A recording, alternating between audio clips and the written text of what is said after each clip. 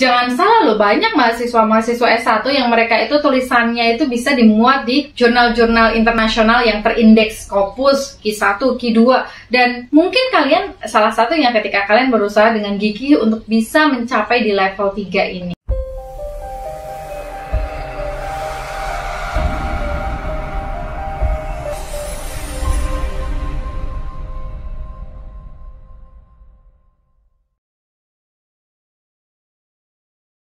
Bismillahirrahmanirrahim. Assalamualaikum warahmatullahi wabarakatuh. Alhamdulillah bertemu lagi dengan saya Destina Religia Mujahidah di channel Emak Bangsa. Kali ini kita akan membahas, masih membahas tentang wawancara sih teman-teman, tetapi agak lebih deep lagi. Kita akan membahas tentang level interaksi antara interviewer dan juga interviewee. Jadi kan ketika kita itu melakukan proses wawancara, entah itu setting wawancara klinis, setting wawancara untuk anak bimbingan konseling misalnya, atau setting untuk penelitian, atau setting untuk wawancara kerja misalnya, itu pasti membutuhkan interaksi kan teman-teman. Nah, interaksi ini pun ada level-levelnya gitu. Ada level umum, ada level menengah, dan juga ada level yang mendalam atau sangat spesifik gitu. Nah, kita berada di posisi mana nih teman-teman? Level 1, level yang umum, level spesifik atau menengah, atau level yang terakhir yang sangat spesifik dan mendalam. Nah, kunci dari pembangunan level yang paling bagus yang mana gitu ya? Yang paling bagus adalah yang level terakhir, level nomor 3, yaitu level yang sangat spesifik atau mendalam sebenarnya teman-teman. Kalau kita ingin menggali benar-benar dalam, berarti ya kita harus ada di level nomor 3. Level umum ini biasanya digunakan oleh interviewer yang memang mereka itu memang mayoritas ada di setting kerja ya, tetapi nggak menutup kemungkinan juga ketika teman-teman tidak bisa membangun rapor dengan baik pada interviewee kalian hanya ada di level pertama gitu ya, level yang masih sangat umum dan tidak bisa menggali hal dalam, hal spesifik dari diri interviewee kita. Kalau wawancara kerja itu kan memang biasanya kan ya cukup tahu gambarannya saja. Nah, kemudian teman-teman pasti nanya, kenapa wawancara kerja itu biasanya masuk di level pertama, level yang umum, level yang tidak spesifik?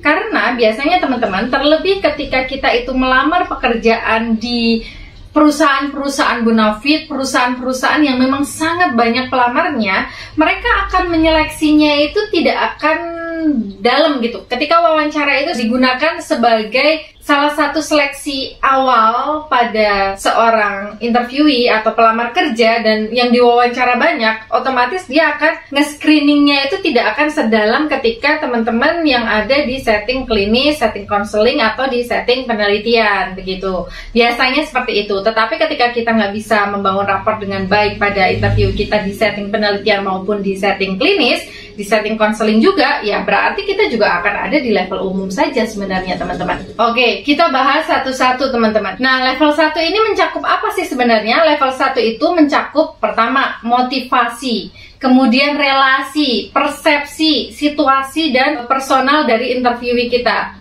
Jadi kita tetap bisa mengetahui tentang informan kita atau interviewee kita, tetapi hanya sebatas casingnya saja, sebatas kita tahu menerka-nerka bagaimana kepribadiannya, bagaimana cara dia berkomunikasi, bagaimana sikap dia dengan orang lain, bagaimana interaksi dengan orang lain, bagaimana kepribadian dia secara umum saja, tidak bisa mengetahui dia secara mendalam. Nah, level yang kedua adalah level yang spesifik, itu lebih dalam dari itu teman-teman. Jadi, misalkan kita memiliki kesamaan nasib dengan interview kita, atau kita merasa bahwa interviewee kita itu merupakan in-group dari kita, maka kita akan lebih mudah dalam memahami dia. Ketika kita sampaikan bahwa, oh ternyata kita sama ya, mungkin itu akan menjadi nilai plus kalian untuk dapat membangun rapor dengan interviewee kalian. Akhirnya apa? Interviewee kalian mau lebih terbuka, sedikit lebih terbuka kepada kalian mengenai value yang dia punya. Kayak kemarin kita ngebahas tentang value ya. Jadi seorang peneliti yang baik, seorang interviewer yang baik adalah mereka yang dapat menggali value dari interviewee-nya. Nah, ketika kita itu ingin menggali value teman-teman, berarti kita itu sebenarnya harus mencapai level yang ketiga, level yang sangat spesifik dan mendalam. Level yang ketiga ini membutuhkan sebuah hubungan yang dekat, positif, saling percaya yang cukup tinggi, kemudian adanya kepercayaan diri dan motivasi. Jadi teman-teman, di sini itu kayak informan atau interviewee kita itu merasa dimengerti sama kita, merasa bahwa oh ya, aku bisa meluapkan segala gundah gulanaku kepada interviewerku. Dan memang untuk mencapai level 3 ini tidak gampang. Coba teman-teman bayangin aja deh, ketika kalian menjadi seorang pewawancara di setting industri organisasi, ketika ada orang melamar pekerjaan di tempat kalian, dan ketika itu yang melamar banyak banget gitu ya, bisa kalian sampai level 3? Yakin bisa? Kok saya janggal ya?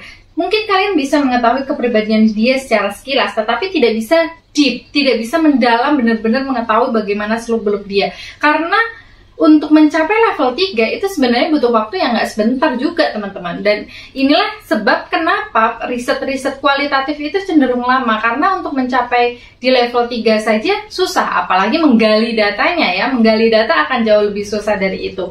Tapi ya jangan berkecil hati teman-teman, bukan berarti sesuatu yang susah itu tidak bisa kalian kerjakan, tetapi berusahalah untuk mencapai level 3 ini. Jadi jangan sampai berputus asa, aku tuh ya cuman mahasiswa S1. Loh, jangan salah loh, banyak mahasiswa S1 yang mereka itu tulisannya itu bisa dimuat di jurnal-jurnal internasional yang terindeks Scopus, Q1, Q2. Dan mungkin kalian salah satunya ketika kalian berusaha dengan gigih untuk bisa mencapai di level 3 ini. Nah, itu tadi teman-teman pembahasan mengenai level interaksi antara interviewee dan juga interviewer. Kalau teman-teman ada yang ingin ditanyakan, boleh tulis di kolom komentar atau DM saya di Instagram The Emak Bangsa. Bila taufiq wal hidayah, wassalamualaikum warahmatullahi wabarakatuh.